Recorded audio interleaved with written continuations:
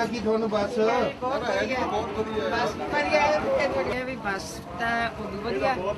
ਜਿਹੜਾ ਲਾਇਬ੍ਰੇਰੀ ਦਾ ਜਿਹੜੇ ਬੁੱਕਾਂ ਦਾ ਜਿਹੜਾ ਤੁਸੀਂ ਸਹਿਤ ਇਕੱਠਾ ਕੀਤਾ ਉਹ ਉਦੋਂ ਵੀ ਬਹੁਤ ਸ਼ਲਾਘਾ ਜੋਗਾ ਤੁਹਾਡਾ ਕੰਮ।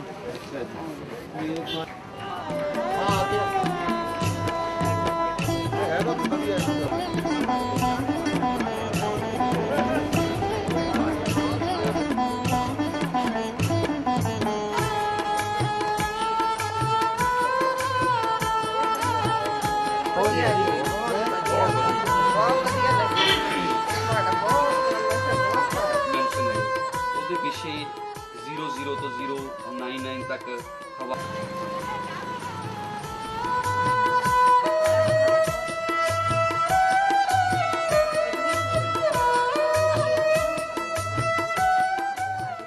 बच्चा अपनी मम्मा नाल सैर करने जा रहा है ना, जा रहा तुसी भी जाने हो?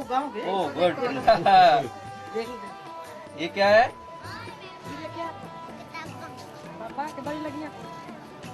पहला तो आपदियां दसो।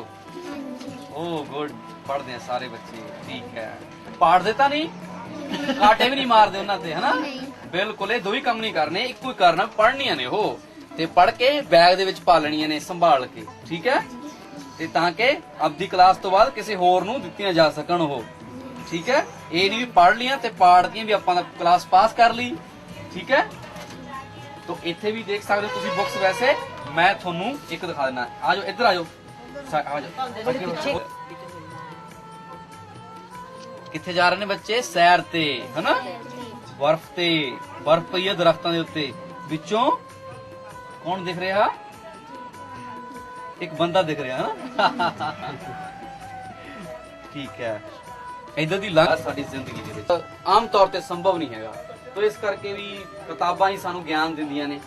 सानू चाहिए कि लाइब्रेरी अगर किते सानू मिलदी आ तां ओहदा असीं वध तो वध फायदा उठाइए।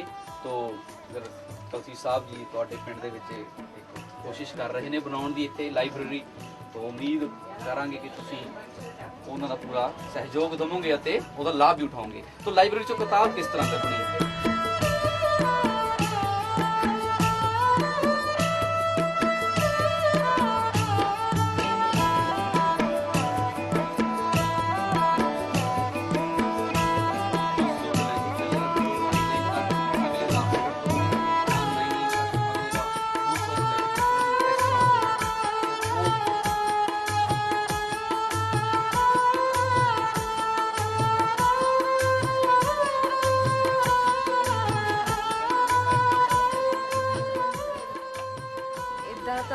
सारे पास इदा की लाइब्रेरी खुलनी चाहिए थां थां पे।